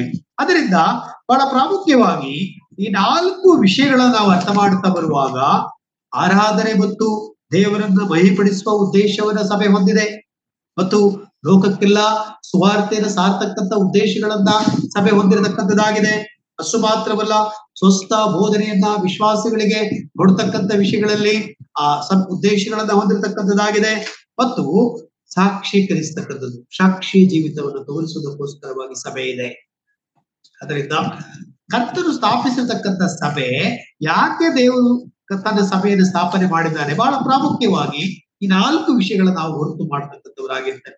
ಅನೇಕ ಉದ್ದೇಶಗಳಿದೆ, ಆದ್ರೆ ಇದು ಬಹಳ ಪ್ರಾಮುಖ್ಯವಾಗಿರ್ತಕ್ಕಂಥ ಉದ್ದೇಶವಾಗಿದೆ. ಕರ್ತನ ನಾಮವನ್ನ ಘನಪಡಿಸುವ ಉದ್ದೇಶಕ್ಕೋಸ್ಕರವಾಗಿ ಸಭೆ ಇದೆ ಎಂಬುದನ್ನ ನಾವು ಮರೆಯಬಾರದು. ಅದರಿಂದ ಕರ್ತನ ವಾಕ್ಯಕ್ಕೆ ಅನುಸಾರವಾಗಿರ್ತಕ್ಕಂಥ ಒಂದು ಸಂಗತಿಯನ್ನು ನಾವು ಆಲೋಚನೆ ಮಾಡ್ತಾ ಬರುವಾಗ, ಇವತ್ತು ನಮ್ಮ ಸಭೆಗಳು ಅಥವಾ ಸಹೋದರ ಸಭೆಗಳಿಸಿಕೊಳ್ತಕ್ಕಂಥ ನಾವುಗಳು ಯಾವ ರೀತಿಯಾಗಿದ್ದೇವೆ, ನಮ್ಮ ಸಭೆ ಯಾವ ಉದ್ದೇಶಕ್ಕೋಸ್ಕರವಾಗಿದೆ, ಹಣ ಮಾಡುವ ಉದ್ದೇಶಕ್ಕೋಸ್ಕರವಾಗಿದೆ, ಲೋಕದೃಷ್ಟಿಯಿಂದ ನಾವು ಇರ್ತಕ್ಕಂಥ ಉದ್ದೇಶ ನಮ್ಮ ಸಭೆಯದಾಗಿದೆ, ಅಥವಾ ಚುನಾವಣೆ ಬಂತು, ಚುನಾವಣೆಗೋಸ್ಕರವಾಗಿ ನಾವು ಅವಕಾಶ ಮಾಡಿಕೊಡ್ತಕ್ಕಂತ ಅಥವಾ ಅನೇಕ ಆ ರಾಜಕೀಯ ನಾಯಕಗಳು ನಾವು ಬರ್ತೇವೆ ಪ್ರಚಾರಕ್ಕೆ ಎಂಬುದಾಗಿ ಹೇಳುವಾಗ ನಾವು ಅದಕ್ಕೆ ಅವಕಾಶ ಮಾಡಿಕೊಡ್ತಕ್ಕಂಥವರಾಗಿರ್ತೇವೆ ಇತ್ಯಾದಿಗಳು ನಾವು ಆಲೋಚನೆ ಮಾಡಬೇಕು. ಒಂದು ವೇಳೆ ಕರ್ತನಿಗೆ ಮಹಿಮೆ ಆಗ್ತಕ್ಕಂಥ ರೀತಿಯಲ್ಲಿ ಸಭೆಯನ್ನು ನಾವು ಉಪಯೋಗಿಸಿಕೊಳ್ತಕ್ಕಂಥ ಒಂದು ಸಂಗತಿಯಾಗಿದೆ ವಿನಃ ಆತನು ತನ್ನ ಉದ್ದೇಶಕ್ಕೋಸ್ಕರವಾಗಿ ಇಟ್ಟಿದ್ದಾನೆ ವಿನಃ ನಮ್ಮ ಉದ್ದೇಶಕ್ಕೋಸ್ಕರವಾಗಿ ಅಲ್ಲ. ಅದರಿಂದ ಬಹಳ ಪ್ರಾಮುಖ್ಯವಾಗಿ ಈ 4 ವಿಷಯಗಳನ್ನ ಆಧಾರ ಮಾಡಿಕೊಂಡು ಈ 4 ವಿಷಯಗಳಿಗೆ ಸಂಬಂಧಪಟ್ಟ ಹಾಗೆ ನಾವು ಹೇಗಿದ್ದೇವೆ ಎಂಬುದನ್ನ ನಾವು ಪರೀಕ್ಷೆ ಮಾಡಿಕೊಂಡು ನಮ್ಮ ಆತ್ಮಿಕ ಪ್ರಯಾಣಗಳನ್ನು ನಾವು ಮುಂದುವರಿಸಬೇಕಾಗಿದೆ.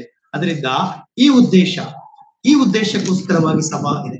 ಹಾಗಾಗಿ ಸಭಾಶಾಸ್ತ್ರದಲ್ಲಿ ಬಹಳ ಮುಖ್ಯವಾಗಿ ಕರ್ತನಿಗೆ ಮಹಿಮೆ ಆಗ್ಬೇಕು ಹೇಳುವಂಥದ್ದು. ನಾವೇನು ಸಭೆಯಲ್ಲಿ ಮಾಡ್ತೇವೋ ಅದು ಕರ್ತನು ಹೇಳಿದ ವಾಕ್ಯಕ್ಕೆ ಮತ್ತು ಅಪೊಸ್ತಲರು ಹೇಳಿರತಕ್ಕಂಥ ಸಂಗತಿಗಳು ಅವೆರಡು ಕೂಡ ಇರ್ಬೇಕು. ಅದರಿಂದ ಉದ್ದೇಶಗಳು ಈ ಲೋಕದ ಉದ್ದೇಶದ ರೀತಿಯಲ್ಲೆಲ್ಲ, ಲೋಕದ ಸಂಘದ ಸಂಸ್ಥೆಗಳು ಅದರ ಉದ್ದೇಶಗಳು ಬೇರೆ ಬೇರೆದೇ ಆಗಿದೆ. ಆದ್ರೆ ಕರ್ತನ ಸಭೆ ಇರುವಂತ ಉದ್ದೇಶ ಲೋಕಕ್ಕೆ ವಿಭಿನ್ನವಾಗಿದೆ. ಲೋಕದ ಉದ್ದೇಶ ಅಥವಾ ಲೋಕದ ಸಂಘ ಸಂಸ್ಥೆಗಳಿಗೆ ಇರತಕ್ಕಂಥ ಉದ್ದೇಶಕ್ಕೆ ವಿಭಿನ್ನವಾಗಿರ್ತಕ್ಕಂಥ ಅಥವಾ ಬೇರೆ ಆಗಿರ್ತಕ್ಕಂಥದ್ದಾಗಿದೆ. ಯಾಕೆಂದರೆ ಇದು ಕರ್ತನು ಸ್ಥಾಪಿಸಿರ್ತಕ್ಕಂಥ ಸಭೆಯಾಗಿದೆ, ಅದು ಮನುಷ್ಯರು ಸ್ಥಾಪಿಸಿರ್ತಕ್ಕಂಥ ಸಂಘ ಸಂಸ್ಥೆಗಳಾಗಿದೆ. ಅದರಿಂದ ಕರ್ತನು ಸ್ಥಾಪಿಸಿರ್ತಕ್ಕಂಥ ಸಭೆಯಲ್ಲಿ ಆತನು ತನಗೆ ಮಹಿಮೆ ಬರಬೇಕಾಗಿರ್ತಕ್ಕಂಥ ಉದ್ದೇಶವನ್ನು ಹೊಂದಿದವನಾಗಿದ್ದಾನೆ. ಆ ಉದ್ದೇಶಕ್ಕೋಸ್ಕರವಾಗಿ ಸಭೆ ಇದೆ. ಹಾಗಾಗಿ ಆರಾಧನೆ ಮತ್ತು ದೇವರನ್ನ ಭಯಪಡಿಸುವಂಥದ್ದು, ಸುವಾರ್ತೆಯನ್ನ ಲೋಕಕ್ಕೆ ಸಾರುವಂಥದ್ದು, ಸ್ವಸ್ಥ ಬೋಧನೆಯನ್ನ ವಿಶ್ವಾಸಿಗೆ ಕೊಡತಕ್ಕಂಥ ಉದ್ದೇಶಗಳನ್ನ ಸಭೆಯು ಹೊಂದಿರತಕ್ಕಂಥದ್ದಾಗಿದೆ ಮತ್ತು ಸಾಕ್ಷೀಕರಿಸುವ ಉದ್ದೇಶವನ್ನು ಕೂಡ ಸಭೆಯು ಹೊಂದಿರತಕ್ಕಂಥದ್ದಾಗಿದೆ. ದೇವರ ಪರಿಶುದ್ಧವಾದ ನಾಮಕ್ಕೆ ಸ್ತೋತ್ರ ಉಂಟಾಗಲಿ. ಹಾಗಾಗಿ ಈ ಸಭೆಯ ಉದ್ದೇಶದ ಕುರಿತಾಗಿ ನಾವು ಇವತ್ತು ಸ್ವಲ್ಪ ಸಮಯ ನೋಡಿಕೊಳ್ಳುವಂತೆ ದೇವರು ಸಹಾಯ ಮಾಡಿದ್ದಾರೆ. ದೇವರು ಈ ವಾಕ್ಯಗಳನ್ನ ಆಶೀರ್ವಾದ ಮಾಡಲಿ. ದೇವರ ಚಿತ್ತವಾದರೆ ಮುಂದಿನ ವಾರ ನಾವು ಸ್ವಲ್ಪ ಸಮಯ ನೋಡಿಕೊಳ್ಳೋಣ. ದೇವರ ನಾಮಕ್ಕೆ ಸ್ತೋತ್ರ. ನಿಮ್ಮೆಲ್ಲರಿಗೆ ಪ್ರೀತಿಯ ವಂದನೆಗಳು.